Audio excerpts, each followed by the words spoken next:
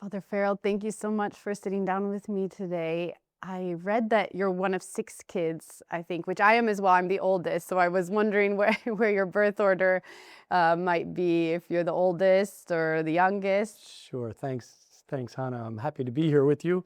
I am the third child, the third son. So I was the third son, and then my sister followed right after, and then 2 more boys after that. So we're 6, 5 boys and 1 girl. And you were a close-knit family growing Yes, up? yeah. Our birth ages were one right after the other: 1961, 1962, 1963, 1964. Then after my sister, a little period of time, and then 67, 68. Oh, that's beautiful. I wanted to talk about how you were recently elected prior general. Of course, you're not new to Rome, so you've been around Rome for a while as vicar general before, but how has life been lately with this new role? So we've been in this new role for 6 months now. So back in September of 2025, we had what's called our Ordinary General Chapter, which we have every 6 years. So if we can turn the clock back 13 years ago now, but in September of 2013, I came to the General Chapter with our prior provincial from the province of St. Thomas of Villanova in the States to elect the next leadership. And the plan, the Joe Farrell plan, was then to go back to the United States. But instead, was elected to the position, as you mentioned, as Vicar General. So I've had that honor to serve for the past 12 years. And now since this most recent General Chapter of September, now is the Prior General. And it's been a wonderful experience. We kind of hit the ground running with visitations and other province chapters. But one of the benefits is that I don't do it alone. I have a good team to work with, and we support each other. Explain more, if you can, about what the job encompasses. Maybe someone doesn't know. What does it look like to be the leader of a worldwide religious order? What does that look like day to day, let's say? Sure. One of the main parts of being Prior General is to work towards assisting our brothers and our sisters throughout the world in coming to an understanding of what it means to be one, right? Community is something that's vital for us as Augustinians. And it takes work to build community, to maintain community, and to work towards that unification of us. We all have so much in common, and we all bring our own diversities, our differences together. So one of the main kind of objectives of having a Prior General is to serve the order, to help us maintain that unity among ourselves. I get that 30,000 feet view from a more administrative point of looking at where we are in the 50 different countries throughout the world. And one of the jobs of the Prior General is to visit each one of those communities and spend time with each of the friars, not only to check and see how well we're doing with our work or what we're doing, but to check in with each other as brothers, and then with the sisters as brothers and sisters, to work together, encouraging each of us to continue to live out the vocation that we profess to live. You joined the Augustinians fairly young. What drew you to religious life, but also to the Augustinians in particular? I grew up in a family that was traditionally Catholic and very much practiced our faith. Went through an elementary school that was the local parish school in Drexel Hill, Pennsylvania. And I guess it was there where I was first introduced to the Augustinians. The friars who worked at the high school, which was not far away, would come and help out on the weekends. So I would meet some of the Augustinian friars as an altar boy. Then when I ended up going to high school, I went to that Augustinian high school and enjoyed being active at school like any normal teenager. The friars were very involved in the life of the school and the families who were involved in the school. It was Monsignor Bonner High School. It's in the Archdiocese of Philadelphia. After spending those 4 years in high school, of course, the vocation director for the Augustinians was doing his job and called me into his office and said, "Hey, listen, we see some things in you that we think would go well with the religious life for the Augustinians. And I guess I hadn't been responding or paying attention much to that call for a religious vocation at that point in my life. And I said, thank you, Father. Yeah, I'm doing really well, but I think I'm going to go to university. And I was a business major. So I went to a university, which was close by and also staffed by the Augustinians, Villanova University, and spent my 4 years there. And it was after university that I really thought, I have to give this a try. So I entered to live with the Augustinians and took some philosophy classes that I didn't have as a business major, and taught part-time. My part-time job was as Mr. Farrell, the personal money management teacher at Monsignor Bonner High School, the school where I went to as a teenager. That's great. How has, I think in our vocations, right, they grow with us, right, over time. Sure. Over many years. I'm curious if you have noticed like a way that your understanding of the charism, maybe of the Augustinians and the mission of the Augustinians, if that's changed from when you first joined, thinking back, then till now, how that has evolved over time. Yeah, my understanding when I first joined the Augustinians, I knew them as teachers. Really, I knew them working in high school and at the university. And that's what really attracted me to the Augustinians, that I saw them working together in the field of education. After entering is when I learned that the Augustinians do so much more, right? Along with teaching, we're in pastoral ministry, we're in counseling, advocacy work, missionary work. And so my eyes were open to realize that the Augustinians were not dedicated to one particular ministry. And through our formation, I learned that even from the beginning, when we were established as the Order of St. Augustine in the year 1244, we were established to respond to the needs of the world and the church at any particular moment in history. So that's what we do. We respond. We have to pay attention to the signs of the times. We listen to what's going on in the world, and that's how we continue to serve. We have a pretty well-known predecessor as prior general, right? With Pope Leo, then Robert Prevost. How have the two of your lives and vocations intersected?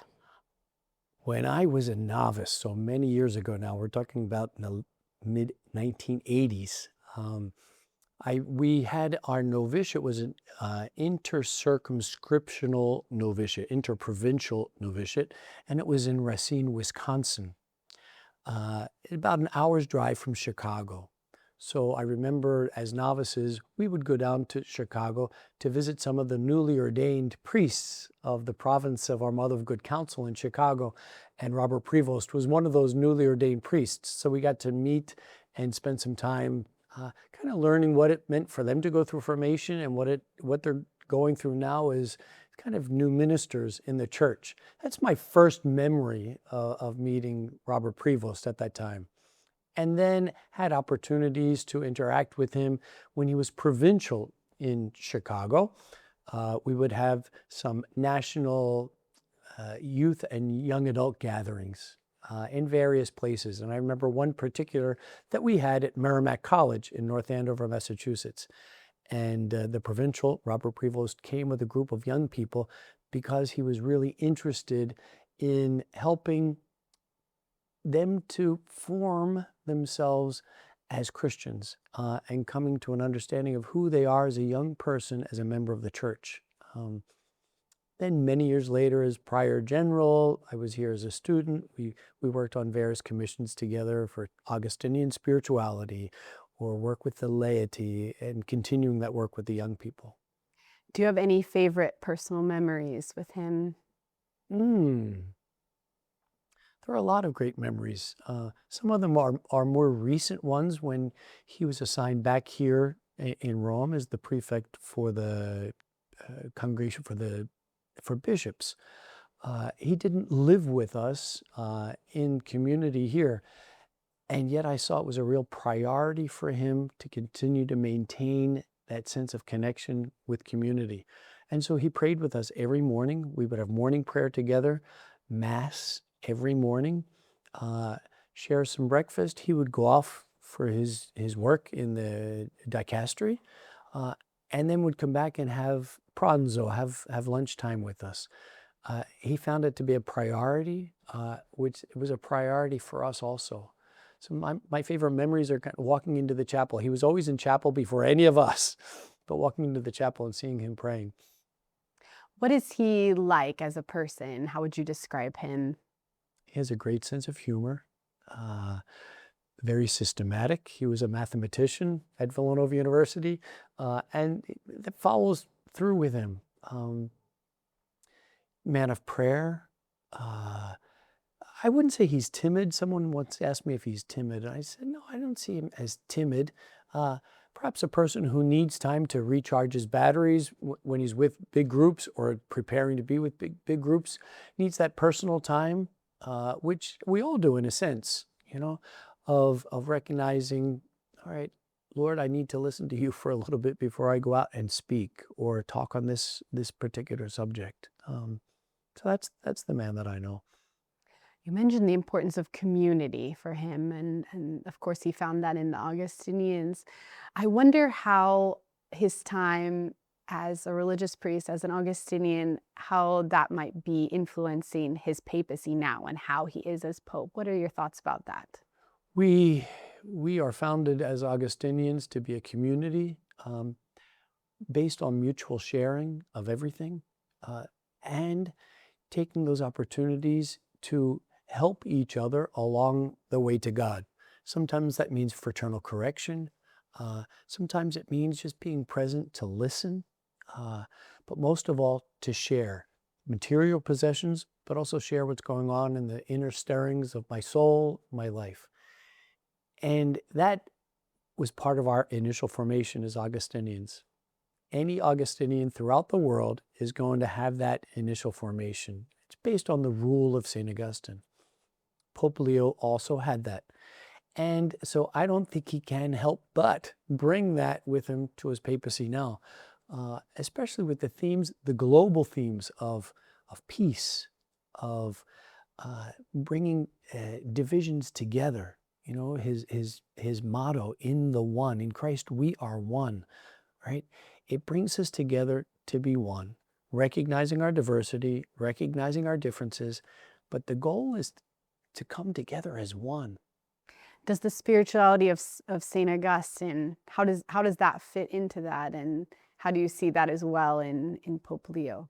Yeah, the spirituality of St. Augustine would include certainly that sense of community, mutual responsibility, taking time for the care of the inner soul.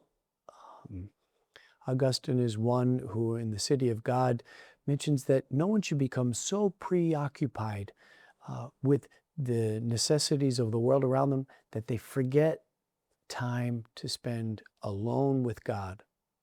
Nor should someone be so concentrated on themselves and their own personal relationship with God that they neglect to hear the voices of their sisters and brothers who are calling out for need. So there's always that balance. I think Augustine, in his own spirituality, lived that and passed that on to us now who follow his rule of Augustine and also his writings. It's really important, that sense of interiority, so that we can go and respond. I want to turn a little bit to Africa because I know that the order has a large presence there. Can you talk to me a little bit about what the presence is like of Augustinians and where are they located? Sure, we're in various countries and still growing in Africa. Nigeria, for example, we have a province in Nigeria. We have a vicariate in Kenya, a vicariate in Tanzania, a presence in South Africa. We have friars in Togo now. We're really growing quickly in Togo. Friars from Benin and South Sudan. One of our presence, it's a small presence, but a very important presence that we have is in the Diocese of Annaba, which was ancient Hippo. Right? We know Augustine as Augustine of Hippo. Right? Some of the students that I used to teach love calling him Augustine of Hippo, but it's Augustine of Hippo, which is now Annaba. We have 3 friars there from 3 different African countries living together in community and serving the needs of the people at what we call, it's the Basilica of Peace. And it kind of overlooks, they're not ruins, but the ancient ruins of the Basilica where Augustine would have preached his message of peace, his message of love, his message of unity to the people of Annaba. You told me earlier you had the opportunity to visit Annaba with Robert Prevost.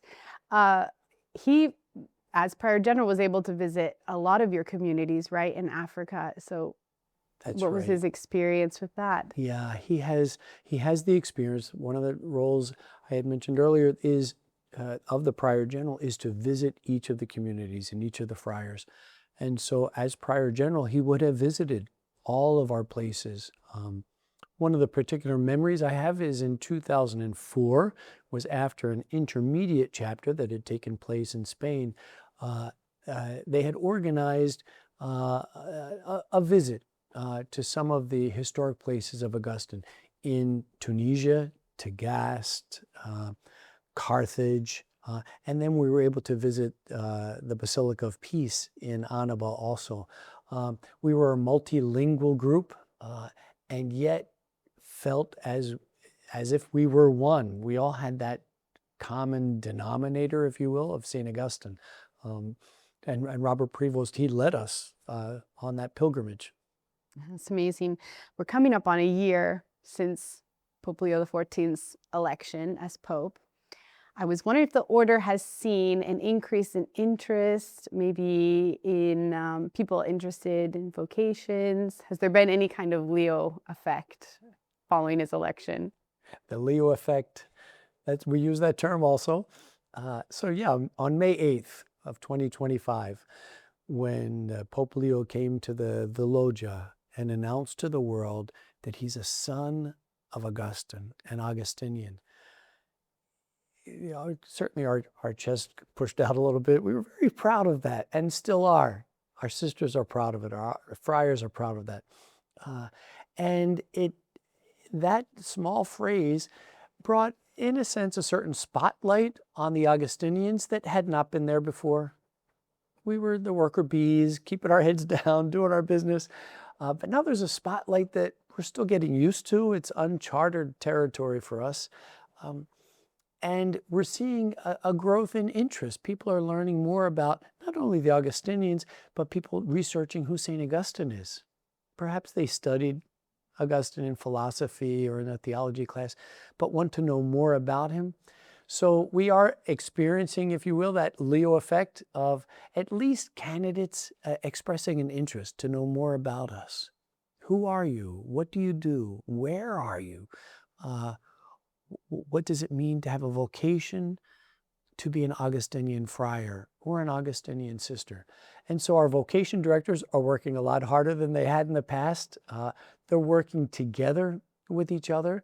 And we are seeing an increase in candidates, which means there's an increase in that accompaniment that needs to take place as discernment. No matter what the vocation is in life, people have to go through a discernment period. And so that's what we're working with now. It's only been a year. We hope it continues for a long time. But we're in that period now of discerning with each other how to walk with our sisters and our brothers who are expressing this interest. That's beautiful. I was thinking about how Pope Francis, on his international trips, would make a point of meeting with local Jesuits wherever he would travel. I don't know if Leo has a similar intention to meet with his Augustinian brothers and sisters. Yeah, we still don't know that for sure. Other than Annaba, it's part of the official trip for Pope Leo to make a visit to the community of Augustinians at the Basilica of Peace in Annaba. The other visits we just don't know yet. International visits, all right? He will be going to Pavia in June, which is where the mortal remains of Augustine are venerated in the church of San Pietro of Geldoro, right in the center of Pavia. And Pope Leo will visit the Augustinian community there, the Augustinian family. But we still don't know about other places. Spain, that's one of the big things is when he visits in Spain, I'm just coming back from there, and that was probably the most asked question. Will Pope Leo come to visit the Augustinian communities in Spain? And we just don't know the answer to that question yet. Well, thank you very much. This was a great conversation. I learned a lot. You're welcome, Hannah. Thank you.